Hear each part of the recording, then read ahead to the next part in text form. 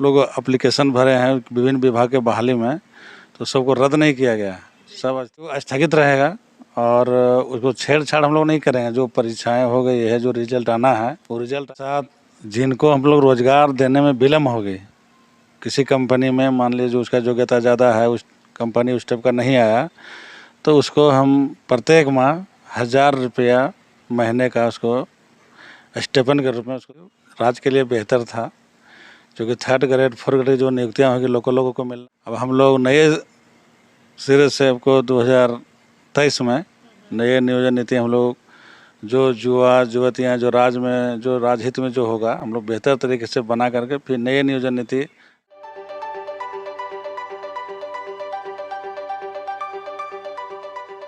नमस्कार, आप सभी दर्शकों का रिपोर्टर पोस्ट में स्वागत है। और सरकार के 3 साल पूरे होने जा रहे हैं, जिसको लेकर के हमारे साथ बात करने के लिए श्रम नियोजन मंत्री सत्यानंद भोक्ता है। हम इनसे सीधे जुड़ते हैं। सर, सरकार का 3 साल पूरा होने जा रहा है, क्या कुछ इसको लेकर के कहिएगा?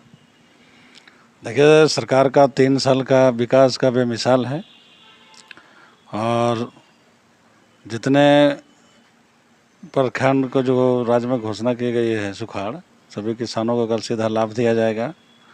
इसके साथ साथ मुख्यमंत्री सिंचाई योजना में भी कई लोगों को कल लाभ मिलेगा। छात्रवृत्ति जितना पेंडिंग था, जो बढ़ोतरी हम लोग किए हैं, उसका भी कल सीधे डीबीटी के माध्यम से खाते में जाएगा। कल बहुत बड़ा झारखंड में कुछ नए नए सौगात भी होने वाले हैं और ख़ासकर 3 वर्षों में गरीब के कल्याण के लिए कई महत्वपूर्ण काम हुए। जैसे राज्य में जितने 60 वर्ष के उम्र वाले हैं सभी को वृद्धा पेंशन, विधवा के जिनको उम्र सीमा नहीं उनका पेंशन, विकलांग का पेंशन। पूर्ववर्ती सरकार में नियम नहीं था, होता था कि कोई डेथ करेगा तो किसी को नाम जोड़ता था। हम लोगों ने लिमिटेड कर दिया कि जिसका 60 वर्ष है वो हकदार है, जंगल में है, पहाड़ में है, खेत में, खलिहान में है, सबको मिलेगा। तो गांव में मूलभूत समस्या यही थी। इसके साथ साथ कई अहम काम चल रहे हैं, सड़क है, पुल है, स्कूल है। इसके साथ हम लोग सिविल सेवा के लिए जो यूपीएससी, बीपीएससी, जेपीएससी तैयारी के लिए दिल्ली जाना पड़ता था, किसी जयपुर, रायपुर, वो भी हम लोगों ने जिला में शुभारंभ कर दिया। वहाँ शुरू हो गया क्लासेस, कोचिंग सेंटर। और कंप्यूटर सीखने के लिए गांव देहात के बच्चियाँ को शहर आना पड़ता था। अब प्रत्येक प्रखंड में हम लोग कंप्यूटर सेंटर का भी उद्घाटन कर दिए हैं, वहाँ सब लोग निःशुल्क सब सीख भी रहे हैं। और कई सरकार की उपलब्धियां हैं, जैसे 1932 का खतियान हो, 27% ओबीसी हो, एससी एसटी का 2% में आरक्षण में बढ़ोतरी हुआ है। देश का पहला राज्य है जो भारत सरकार ने 2004 में पेंशन बंद किया था, उसको ओल्ड पेंशन झारखंड ने लागू किया है। ये तो मतलब कहिए कि किसी राज्य में अभी तक लागू नहीं किया है। लोग घोषणा भले किए होंगे लेकिन राज्य सरकार लागू कर दिया। सर, अगर हम बात करें कि जो बेरोजगारी भत्ता है उसको लेकर के सरकार क्या कर रही है? कई सारे घोषणाएं सरकार की तरफ से की गई हैं, जो आपके चुनावी एजेंडा में भी था, उसको लेकर के क्या तैयारियां की गई है? देखिए, जो बेरोजगारी भत्ता देने की बात कही गई थे, तो साल में 5000 था, 7000 था, तो 5000 7000 को रकम नहीं होता है। हम लोग मुख्यमंत्री साथी योजना नई योजनाओं का प्रारंभ किए हैं। उसमें जितने हमारे युवा हैं, युवतियाँ हैं जो हुनरमंद बनना चाहते हैं, कुछ सीखना चाहते हैं, तो हम लोग पूरे राज्य स्तर पर प्रत्येक प्रखंड में प्रशिक्षण केंद्र खोलने जा रहे हैं। और जो प्रशिक्षित हो जाएंगे, जिनको रोजगार में लगा करके हम लोग रोजगार से जोड़ेंगे, भर्ती कैंप लगा करके उसमें जोड़ेंगे। जितना राज्य में कंपनियां हैं सभी को हम लोग निबंधन कर रहे हैं।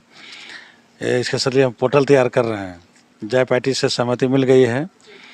इसके साथ जिनको हम लोग रोजगार देने में विलम्ब हो गई, किसी कंपनी में मान लीजिए जो उसका योग्यता ज़्यादा है, उस कंपनी उस टाइप का नहीं आया, तो उसको हम प्रत्येक माह 1000 रुपया महीने का उसको स्टेपन के रूप में उसको देंगे, तो 12,000 महीने साल का हो गया।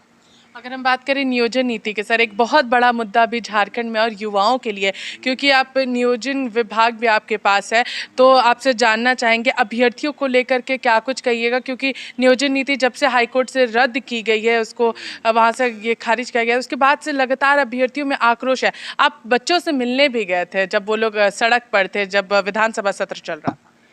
देखिए, नियोजन नीति जो राज्य सरकार ने बनाई थी राज्य के लिए बेहतर था, क्योंकि 3rd ग्रेड 4th ग्रेड जो नियुक्तियाँ होंगी लोगों को मिलना था। लेकिन कुछ उत्तर प्रदेश, बिहार के कुछ जुआन करके PIL किए, झारखंड के लोग नहीं किए।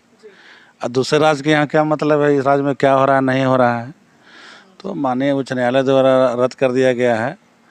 अब हम लोग नए सिरे से आपको 2023 में नए नियोजन नीति हम लोग जो युवा युवतियाँ जो राज्य में जो राजहित में जो होगा हम लोग बेहतर तरीके से बना करके फिर नए नियोजन नीति राज्य कर लागू करेंगे, ताकि सभी को उसके अनुकूल लाभ हो, फायदा हो। और हम जितने लोग एप्लीकेशन भरे हैं विभिन्न विभाग के बहाली में, तो सबको रद्द नहीं किया गया, सब स्थगित है। और आप जो भी फार्म भरेंगे उनको 1 रुपया नहीं लगेगा समझे शुल्क। एक आखिरी सवाल सर, कि जितने भी रिजल्ट्स आने वाले थे इस नियोजन नीति के माध्यम से, जितने लोग भी फॉर्म परीक्षा भरे थे, परीक्षा दिए थे, उसके रिजल्ट्स आने थे, तो उन रिजल्ट्स का क्या होगा? क्या वो भी अभी के तत्काल के लिए स्थगित रहेंगे या पूरी तरीके से रद्द हो जाएंगे? अभी वो स्थगित रहेगा और उसको छेड़छाड़ हम लोग नहीं करेंगे। जो परीक्षाएं हो गई है, जो रिजल्ट आना है वो रिजल्ट आएगा, लेकिन हम लोग बहुत जल्द इसको राज्य का निर्णय ले रही है। जैसे निर्णय हो जाएगा बहुत जल्द हो जाएगा और उसके बाद तुरंत सब रिजल्ट आना शुरू हो जाएगा। इसलिए बच्चों को परेशानी नहीं होगी कि फिर फार्म भरना है, फिर परीक्षा देना है, फिर इंटरव्यू देना है। ये जो सारा प्रक्रिया हो गया है सेम वही रहेगा।